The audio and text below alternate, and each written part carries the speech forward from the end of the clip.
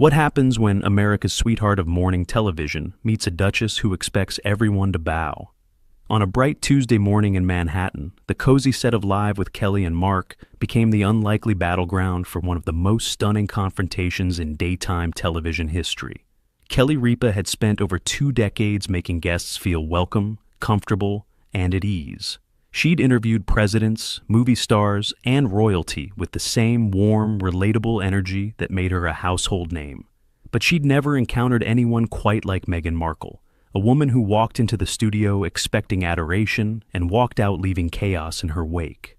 Within 20 minutes, the laughter would stop, the smiles would fade, and millions of viewers would witness something they'd never seen before. Kelly Ripa pushed past her breaking point. This is the story of the interview that shattered the illusion and revealed what happens when entitlement meets authenticity. Before we dive into this unbelievable story, make sure you hit that subscribe button and smash that like. We bring you the most explosive celebrity moments every single week, and trust us, you won't want to miss what's coming next. Now, let's get into what really happened that morning. The show opened with its signature energy, the live band playing, the audience clapping, Kelly and Mark dancing their way to their seats with the kind of enthusiasm that had defined the program for decades. The first segments went smoothly. A cooking demonstration, a discussion of viral videos, the kind of light entertainment that American viewers had come to expect from their morning routine. Then came the moment the producers had been building toward. "All right, everyone," Kelly announced, her smile widening. "Our next guest is someone who has absolutely captivated the world. She's a former actress, a duchess, a philanthropist, and one of the most talked about women on the planet. Please welcome Meghan Markle." The applause was enthusiastic as Meghan emerged from backstage. She was dressed immaculately in a cream-colored designer ensemble that probably cost more than most audience members' monthly mortgages. Her smile was wide, practiced, the expression of someone who had spent years learning exactly how to project warmth without actually feeling it. She crossed the stage with careful, measured steps, not the relaxed stride of someone happy to be there, but the precise movements of someone performing the role of happy to be there. Kelly rose to greet her with a warm hug. "Meghan, thank you so much for being here. We're so excited."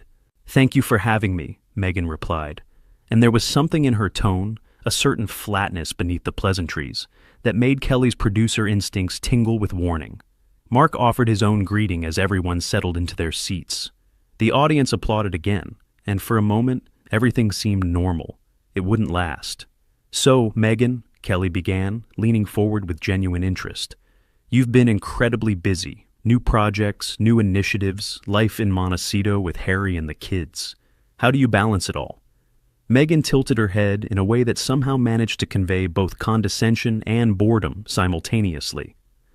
"Well, Kelly, balance is really about priorities, isn't it? When you know what matters, truly matters, everything else just falls into place. I've always had that clarity. Not everyone does." The subtle dig hung in the air. Kelly's smile remained in place, but her eyes flickered almost imperceptibly. "That's a great perspective," Kelly said smoothly. "I think a lot of working moms struggle with that clarity. Any specific advice for them?" Meghan laughed, a light dismissive sound. "Advice? I think everyone's journey is different. What works for someone in my position wouldn't necessarily translate to someone in, well, a different situation. It's not really comparable, is it?" Mark jumped in, sensing the need to redirect. "Speaking of your position, you've been doing some amazing work with your foundation. Tell us about that." "The foundation is doing exactly what we intended it to do," Meghan said, her voice taking on a slightly lecturing tone. "We're addressing issues that actually matter: mental health, women's empowerment, children's welfare, the kind of substantive work that doesn't always make headlines but changes lives."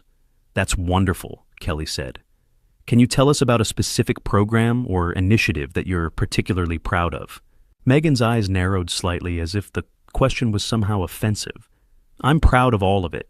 Asking me to single out one thing is like asking a mother to choose her favorite child. Everything we do is important. Everything has impact." "Of course, I didn't mean to suggest otherwise," Kelly replied, her tone remaining warm despite the prickly response. "I just thought our viewers might love to hear about something specific, something that really illustrates the work you're doing." "Our viewers?" Meghan repeated, and there was a subtle emphasis on the word that made it sound almost mocking. Well, I suppose if they want specifics, they can visit our website. I'm not here to deliver a sales pitch. Kelly blinked. No, of course not. We just want to give you a platform to share. I have plenty of platforms, Meghan interrupted smoothly. Netflix, Spotify, Archewell. I don't need another one. I'm here because my team thought it would be good exposure for the brand. The word brand landed with a thud. Kelly and Mark exchanged a quick glance, the kind that married couples share when they're both thinking the same thing but can't say it out loud. Well, we're grateful you're here, Kelly said, her professionalism holding steady. Now, I have to ask, and I know you get this question a lot, how are Harry and the kids? America has really fallen in love with your family. Something shifted in Meghan's expression. A hardening, a closing off. They're fine. Harry is wonderful. The children are perfect. But I really prefer not to discuss my family in detail. It's one of the things we specifically asked not to focus on. Kelly nodded understandingly. Absolutely, I respect that. I was just asking in general terms. General terms have a way of becoming specific headlines, Meghan cut in, her voice taking on a sharper edge. I've learned that the hard way. Anything I say about my children will be twisted, analyzed, dissected, so I'd rather say nothing at all. I understand completely, Kelly said, though her smile had become slightly more fixed. Privacy is important, especially for children. It is, though I'm not sure everyone in media understands that concept. The accusation was unmistakable, and it was clearly directed at Kelly herself. Mark leaned forward, attempting to lighten the mood. Hey, I get it. Kelly and I have 3 kids, and we're pretty protective of them too. It's a parent thing. Meghan turned to look at Mark with an expression that bordered on dismissive. With respect, Mark, your situation isn't quite the same as ours. Your children aren't 6th and 7th in line to the British throne. The level of scrutiny is different. Fair point, Mark conceded, though there was a hint of something harder in his usually easygoing voice. Kelly decided to try a different approach. Let's talk about something fun. You've been spotted at some amazing restaurants in the LA area. Are you a foodie? Any favorites you'd recommend? The question was deliberately light, a softball designed to reset the conversation and give Meghan an easy win. Instead, Meghan's expression suggested she'd been asked something deeply offensive. I don't really think about food in terms of favorites, Meghan said slowly, as if explaining something to a child. I think about nutrition, about sustainability, about the ethics of consumption. Recommending restaurants feels very superficial. Don't you think? Kelly's eyebrows rose slightly. I think people enjoy discovering new places to eat. It's one of life's simple pleasures. Simple pleasures. Meghan repeated the phrase as if tasting something unpleasant. I suppose. For some people, that's enough. For others of us, there are more important things to focus on. The implication was clear. Kelly was shallow for asking about restaurants. Meghan was above such trivial concerns. The audience shifted uncomfortably. A few people exchanged glances. Kelly took a breath, her decades of experience the only thing keeping her composure intact. Well, I think we all need simple pleasures sometimes. Life can be pretty intense. Can it? Meghan asked, and there was something almost challenging in her tone. I find that intensity is often a choice. People who feel overwhelmed usually haven't prioritized properly. They're letting external pressures dictate their internal state. That's an interesting perspective, Kelly said carefully. Though I think a lot of people, single parents working multiple jobs, caregivers dealing with sick family members, might disagree that their stress is just a prioritization issue. Meghan's eyes flashed with something that looked like irritation.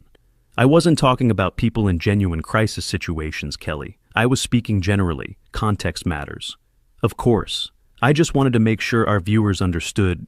Your viewers will understand what they want to understand, Meghan interrupted. That's how media consumption works. People hear what confirms their existing beliefs. It's not my job to manage their interpretations. The dismissiveness of the statement was breathtaking. Kelly, who had spent her entire career connecting with viewers, treating them as friends and partners rather than passive consumers, felt something shift inside her. But she kept her composure. For now. Let's talk about your time in the UK, Kelly ventured, changing direction again. You lived there for several years. What do you miss most about it? Meghan's laugh was sharp and humorless. Miss? That's an interesting word choice. I don't really miss places. I appreciate experiences and move forward. Nostalgia is a trap that keeps people stuck in the past. But surely there must be something. The countryside, the history, friends you made. I made very few friends there, Meghan said flatly. The system doesn't really encourage genuine connection. Everything is protocol, hierarchy, performance. It's quite isolating, actually, though I'm not sure Americans really understand that. You all seem to have this fairy tale view of royalty. Kelly tilted her head.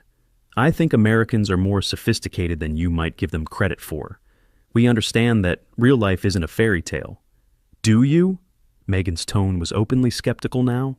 Because, from what I've seen, American media treats royalty like characters in a storybook. The prince, the princess, the castle.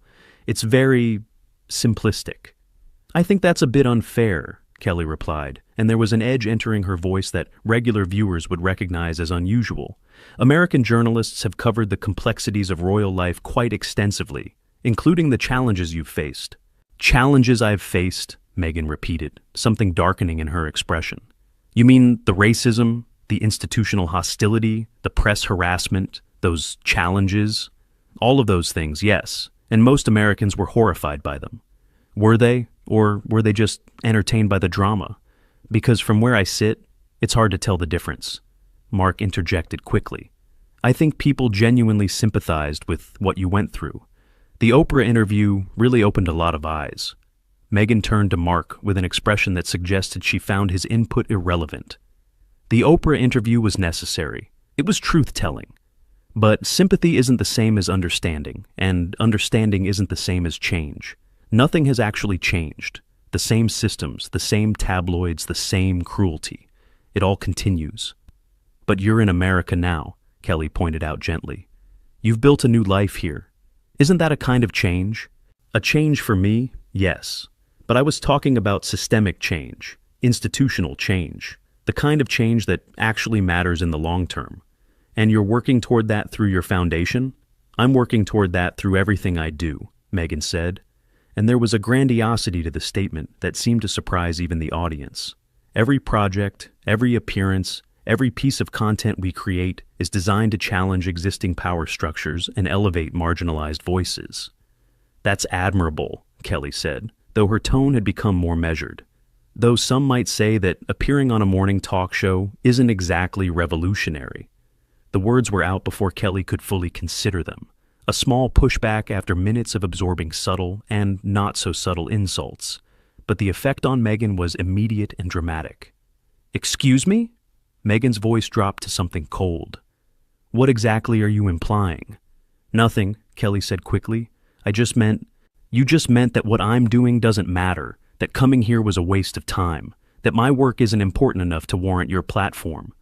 That's not what I said at all. It's what you implied. Meghan leaned forward, her posture becoming more aggressive. And honestly, Kelly, I expected more from you. I thought this would be a supportive environment. Instead, I'm being questioned and judged just like everywhere else. No one is judging you, Kelly insisted, though her patience was clearly wearing thin. I'm asking questions. That's what interviews are. Questions with agendas, Meghan shot back. Questions designed to make me look bad or catch me saying something that can be taken out of context. I asked you about restaurants, Meghan. I'm not sure how that could be taken out of context. It's not just one question, Kelly. It's the cumulative effect, the tone, the implications. I've been doing this long enough to recognize hostile interviewing when I see it. Mark held up his hands. Okay, let's everyone take a breath here. I don't think anyone is being hostile. Of course you'd say that, Meghan snapped, turning on Mark with surprising venom. You're her husband. You're going to defend her no matter what. That's how these setups work. Setups? Mark repeated, incredulous. Meghan, we're just trying to have a conversation with you. A conversation requires mutual respect, Meghan declared, and I haven't felt respected since I sat down. Kelly stared at her, genuinely baffled. Meghan, I've been nothing but welcoming. I've complimented your work, asked about your family in the most general terms possible, tried to keep things light and positive. What exactly have I done that was disrespectful? It's not always what you say, Meghan replied, her voice taking on a lecturing quality. It's how you say it, the energy you bring, the assumptions underlying your questions. You've been treating me like just another celebrity, not like someone who's actually trying to make a difference in the world. I treat all my guests the same way, Kelly said, and there was a firmness entering her voice that signaled she was done being pushed around. With respect and interest. If that's not enough for you, I'm not sure what would be. Genuine engagement would be enough, Meghan said.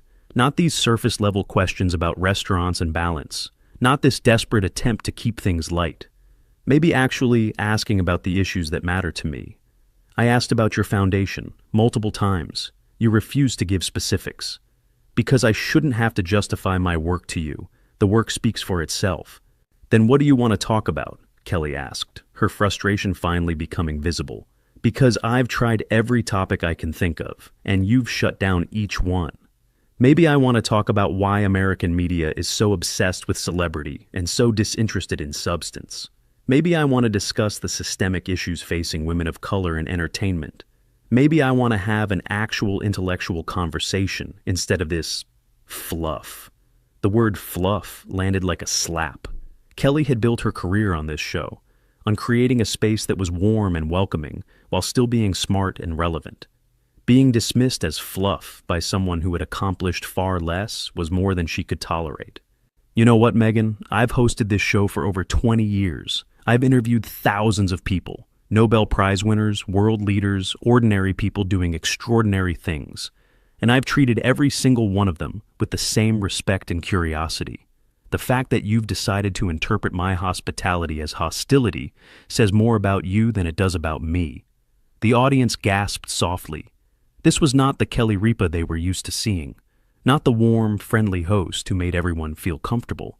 This was a woman who had been pushed too far and was finally pushing back. Meghan's face flushed. I can't believe you're speaking to me like this, on live television. You've been speaking to me condescendingly for the last 15 minutes, on live television. I'm simply responding in kind. Condescendingly, I've been honest, there's a difference. No, you've been rude, and then you've called your rudeness honesty to justify it. That's a very convenient definition of truth. Mark looked between the two women, clearly unsure whether to intervene or let this play out. The producer in his earpiece was frantically telling him to do something, but what exactly was there to do? Meghan stood up abruptly, her chair scraping against the floor. I don't have to sit here and be insulted. You haven't been insulted, Kelly replied, standing herself. You've been treated exactly like every other guest who sat in that chair. The only difference is that you expected special treatment and didn't get it. Special treatment? I expected basic courtesy. You received basic courtesy. What you wanted was deference, and I don't defer to people simply because of their titles or their marriages. The mention of her marriage seemed to strike a nerve. Meghan's eyes flashed dangerously. Don't you dare bring Harry into this. I haven't mentioned Harry once in this entire conversation. You're the one who keeps bringing him up. Because everything I do is filtered through him, through the royal family, through this narrative that I'm somehow defined by who I married. I am my own person, Kelly. I had a career before Harry. I had accomplishments. I know you did, and I was looking forward to talking about them. But you've spent this entire interview being defensive about things I haven't even mentioned. Meghan grabbed her purse from beside her chair, her movements sharp and aggressive. This was a mistake. Coming here was a mistake. I should have known that American media is just as toxic as British media. American media has been overwhelmingly supportive of you, Kelly pointed out. Oprah gave you 3 hours of unchallenged airtime. Ellen had you on multiple times. Every magazine profile has been glowing. If that's toxic support, I'd hate to see what toxic criticism looks like. You don't know anything about what I've faced, Meghan said, her voice rising. You sit here in your comfortable studio, with your comfortable life, asking your comfortable questions, and you think you understand struggle? You don't. You can't. You're right. I don't know your specific struggles, but I've never claimed to. All I've done is try to have a conversation with you, a conversation you've made impossible at every turn. Because your idea of conversation is just asking me to perform, to be entertaining, to give you sound bites you can replay. My idea of conversation is two people talking to each other with mutual respect. You've shown me none. Meghan turned toward the exit, then spun back around, pointing at Kelly with a trembling finger. You're going to regret this. When people see how I was treated here, they'll see exactly what happened, Kelly interrupted calmly. Cameras don't lie. I asked you normal questions. You responded with hostility, and now you're leaving because you can't handle an interview that doesn't go exactly the way you planned it. I'm leaving because this environment is toxic. You're leaving because you're not in control, and that's something you clearly can't tolerate. The observation was so precise, so devastatingly accurate, that Meghan seemed to physically recoil from it. You don't know me, she whispered, her voice trembling now. Whether with rage or something else, it was hard to tell. You're right, I don't. But I know what I've seen in the last 20 minutes. And what I've seen is someone who expects the world to accommodate her while refusing to accommodate anyone else. Someone who demands empathy while showing none. Someone who talks about kindness and compassion while treating the people around her with contempt. The audience was completely silent now. Even the crew seemed frozen in place. Meghan stared at Kelly for a long moment, her expression cycling through something that looked like shock, anger, and finally something almost like recognition. As if she were seeing herself through Kelly's eyes for the first time and didn't like what she saw. But then the walls went back up. You'll hear from my team, Meghan said coldly, about how this interview was conducted. I look forward to it, Kelly replied. Our footage is available anytime. Everything that happened here happened on camera. Meghan turned and walked off the set without another word. Her heels clicked against the floor with sharp, angry sounds, each step echoing through the stunned silence of the studio. Mark watched her go, then turned to Kelly with an expression of disbelief. Did that really just happen? Kelly sank back into her seat, the adrenaline that had carried her through the confrontation beginning to fade. Yeah, it did. The show cut to commercial, giving everyone a moment to process what had just occurred.